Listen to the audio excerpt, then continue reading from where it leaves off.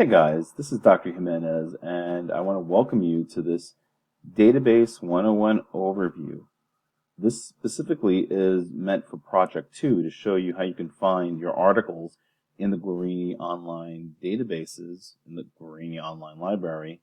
But more importantly, these are tactics and strategies that you can now apply not only to this course, but to all of your courses and future courses here at New Jersey City University in the Educational Technology Department. So let's get started.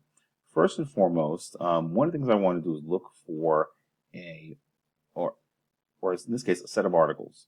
I want some peer-reviewed articles on online cheating, and I want them to be recent articles, let's say within the last 5 years.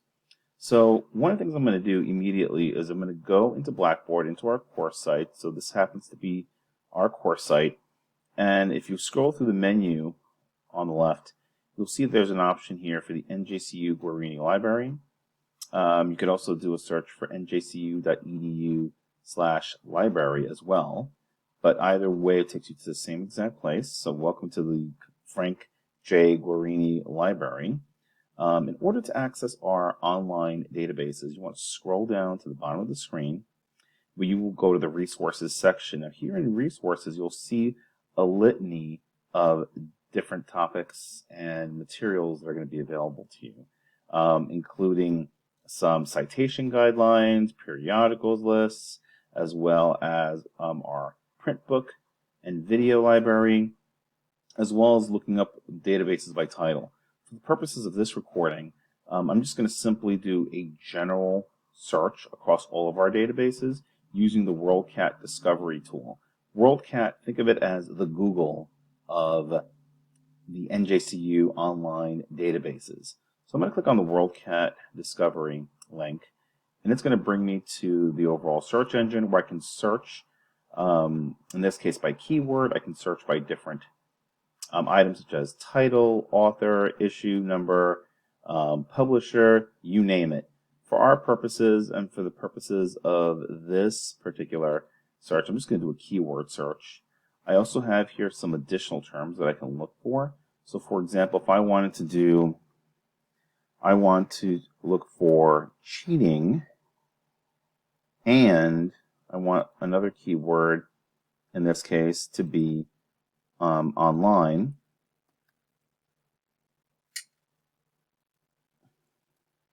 And I can just click on search and do a search that way. I could also just do one single search term and just say online cheating as well. But for our purposes and for the purposes of this example, we're looking for anything related to cheating and online.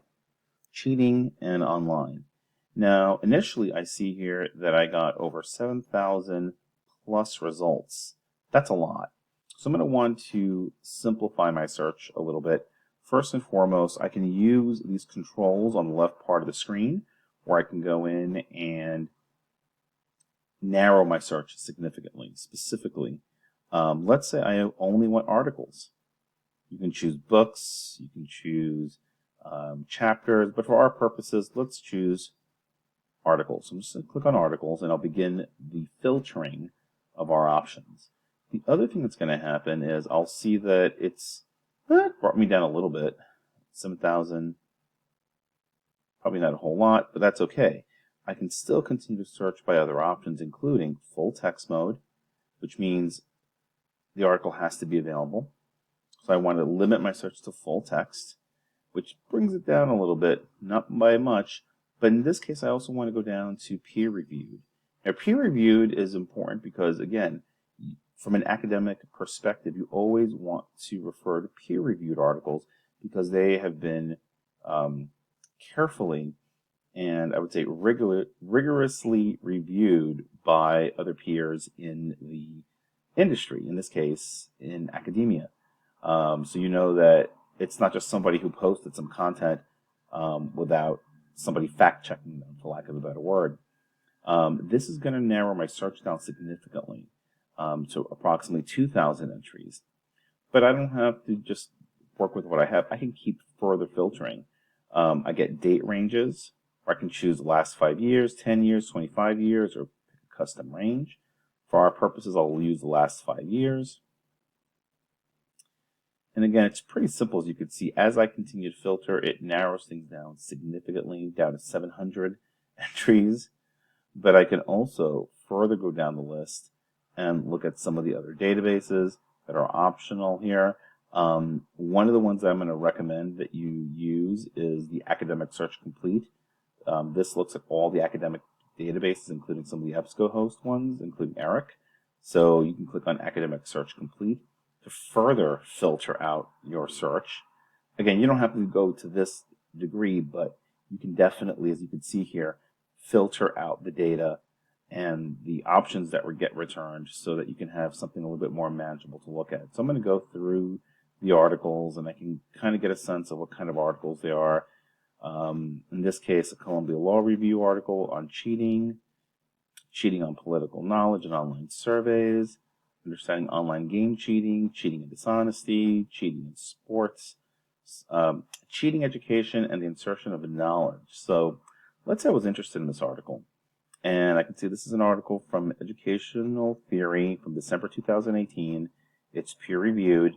So I'm going to click on full text so I can open it up and learn a little bit more about this article.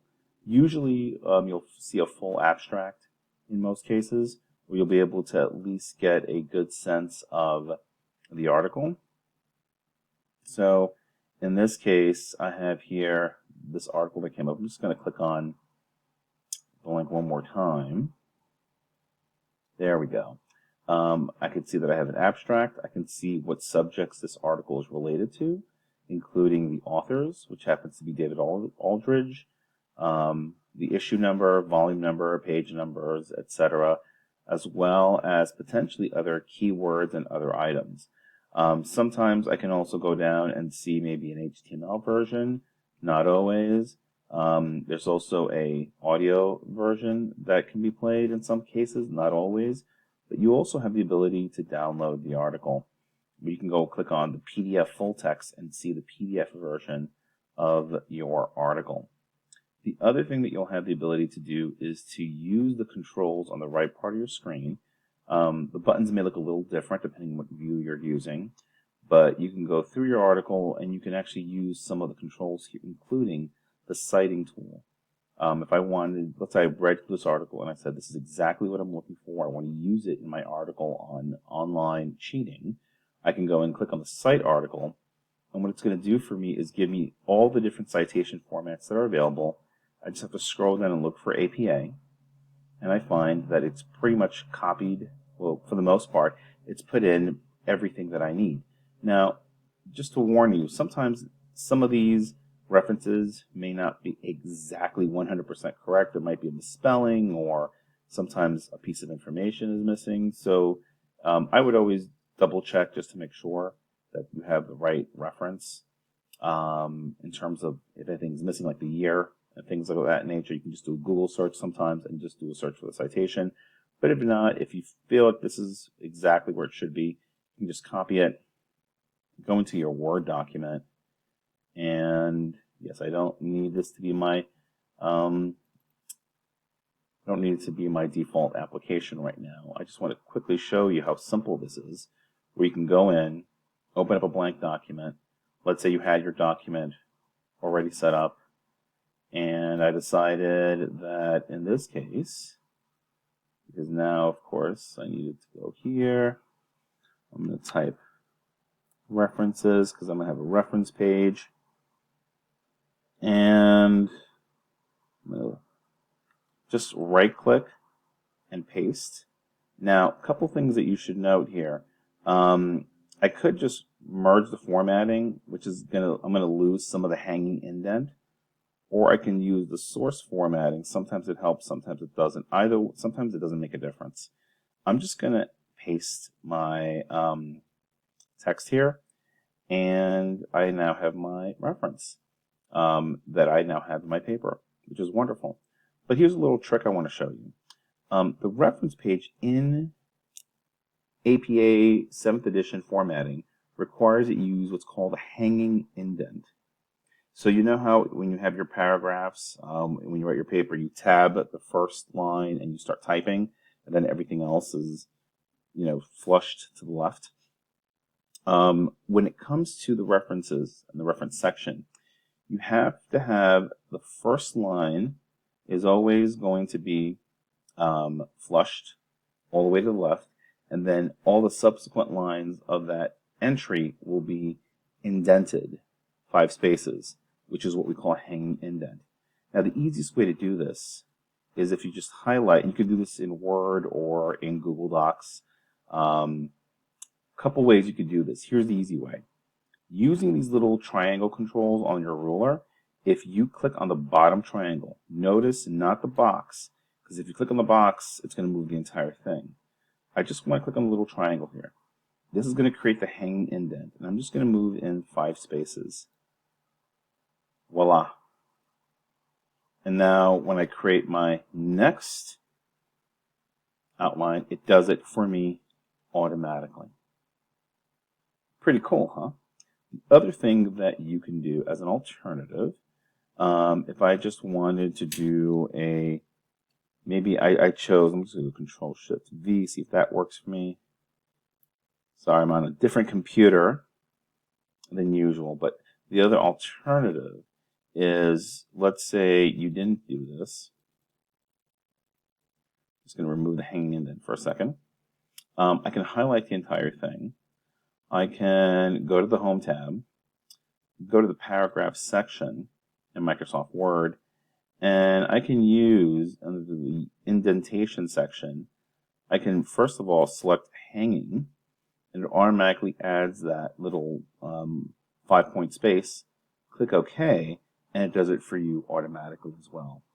So you have some options here to create your reference section, but it's a really great way to find what you're looking for and just start putting all your references in your document so that they're there, they're saved in case you need them.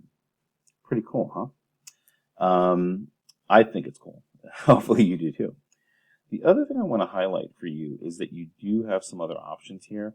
You could print it if you wanted to. You could download the PDF simply by going down. I'm just going to close out of the citation box here for a moment.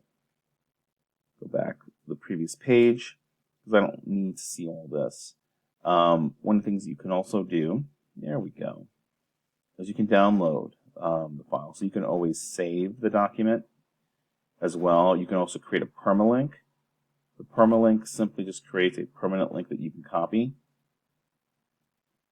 And now if I want to go back to it and review it later online, because maybe I haven't decided if I want to include this in my references or not, I can just use this permalink, save it on a document, and then get my citation, get the information that I'm looking for. So it's a pretty cool way of using the database.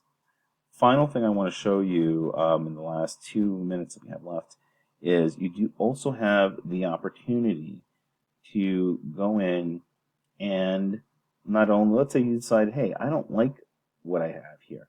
Maybe I want to look at some other keyword searches, right? Sometimes these articles will have keywords in them.